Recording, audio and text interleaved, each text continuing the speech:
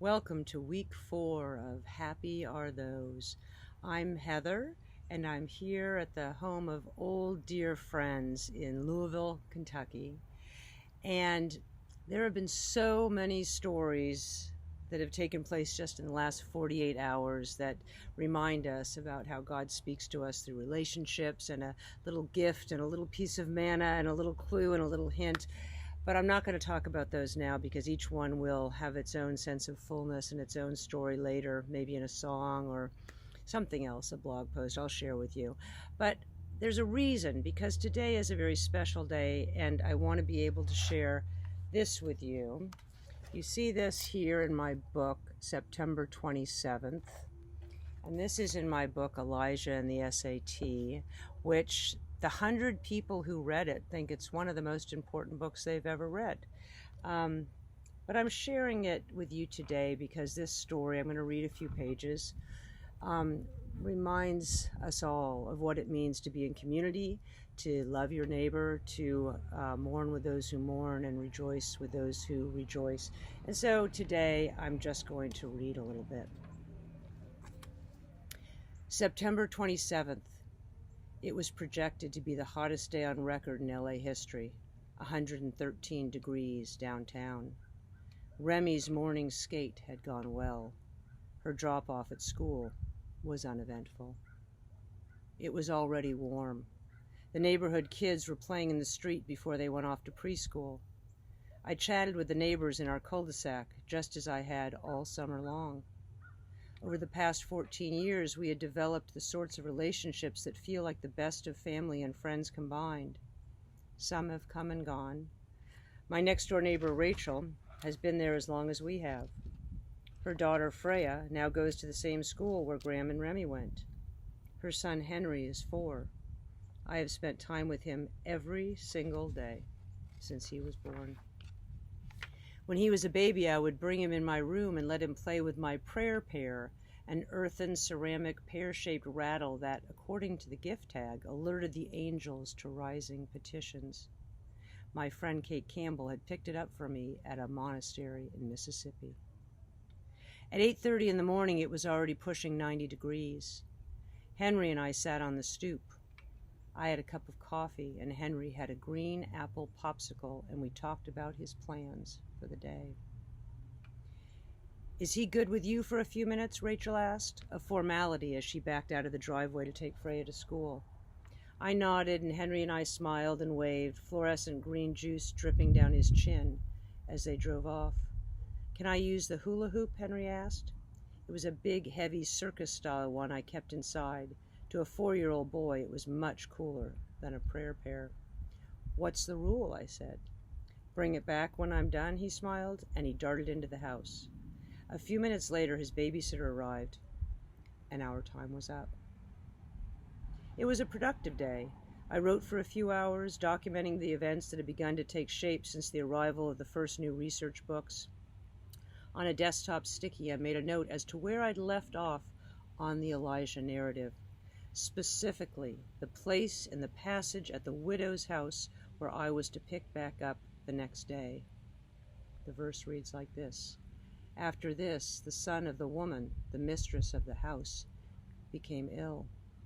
His illness was so severe that there was no breath left in him." In the afternoon, I read some more about the CHESP guidelines, filling out the official form, sat in the bank to get the money order, and waited in line at FedEx to overnight it, wondering all the while why it was I needed the okay of someone in Sacramento to decide what was best for my child. Remy and I pulled in the driveway just as Rachel was packing up to take the kids to her mom's for a swim. Lindsay, the woman Rachel had fallen in love with 2 years before, was with her. We talked about the heat. After the coldest summer on record, where all we did was beg for sun, now everyone was cursing the warmth. How we honestly believe we've transcended our kvetching ancestors is beyond me. "I love this weather," I said. I felt happy in the thick heat in a way that was unlike any other happiness. It was visceral and spiritual at the same time. The air was the exact temperature of my skin, my body, my blood. I felt as if there was no difference between me and the realm of the unseen, as if I could simply dissolve into air, into spirit. It was not hard for me to imagine being lifted straight up to heaven, flesh turned to heat, rising. I tried to explain this to Rachel and Lindsay in words that would not seem too out there. "This weather is hell," Lindsay countered, and we laughed as they pulled away. Henry blew me a kiss from the back seat. Dinner was late that night. Remy and Lon were just sitting down. I was at the sink when I heard her voice. Lindsay, in our house, standing in the entry hall, calling my name. I rounded the corner expecting a usual request for an onion or milk or coffee for the morning. Supplementing grocery gaps was a long-standing tradition on our street. "Something bad happened," Lindsay said. Freya was standing next to her, even paler than usual. There was an accident with Henry. He was playing near the electric gate at Grandma's. He got his neck stuck in between the gate and the post, where it seals shut.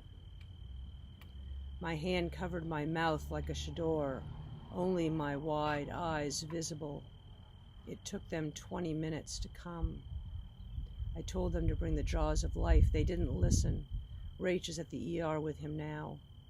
I need to get Freya some dinner. I focused on the only part of the story I had any control over. "Hey, Frey, what do you feel like? You want me to make you some pasta?" She nodded excitedly, and Lindsay and I exchanged glances, grateful for the simple gift of comfort food. "Okay, why don't you guys go home? I'll make it and bring it over." Freya nodded. She had seen the whole thing. Seen her brother in the grip of the gate while her mother held him, weeping and praying.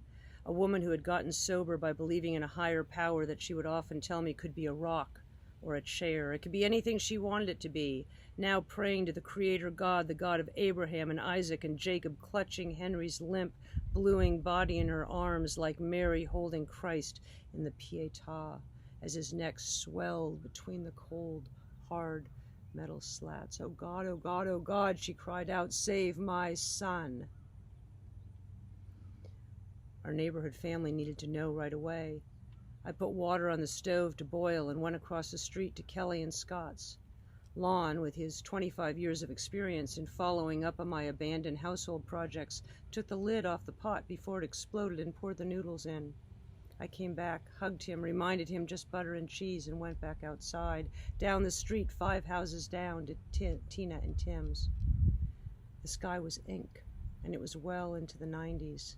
I was barefoot and wearing a dress that I got the year Bono released his Project Red collection of clothes to support famine relief in Africa. The material was like some kind of breathable burlap that had been dyed in the hands of women who knelt by a riverbed singing. It made me feel like the same way the air did. Like every time I wore it, I was in my right house and floating. I walked down the middle of the street, the asphalt warm beneath my feet, and saw myself in a village somewhere, walking between the huts, singing God's praises, scooping out bowls of rice on my knees in the dirt, and smiling. While others dreamed of overnight millions, my vision was of one day becoming selfless enough to be a light in the darkest corners.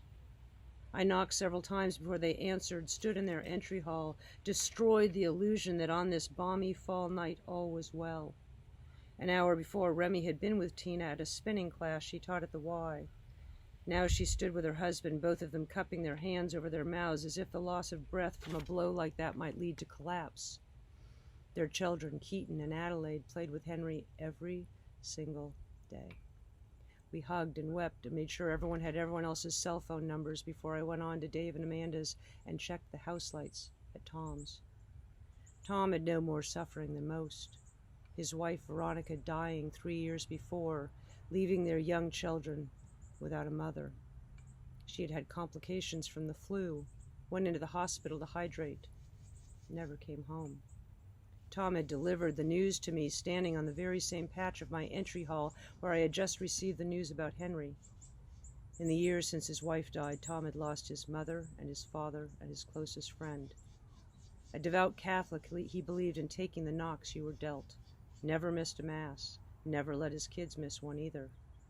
There's a village in Africa with a center that cares for HIV sufferers. It's called Veronica's Place. She had raised the funds in the final years of her life. It had been her passion, her pride, her call. The parishioners at her church had kept it going, this gift of flesh and time and love, the house that Veronica built before she dissolved from flesh into spirit and left us here on the cul-de-sac, both poorer and richer. I'm going to just leave it there. I wish you all God's peace, and I'll see you next week.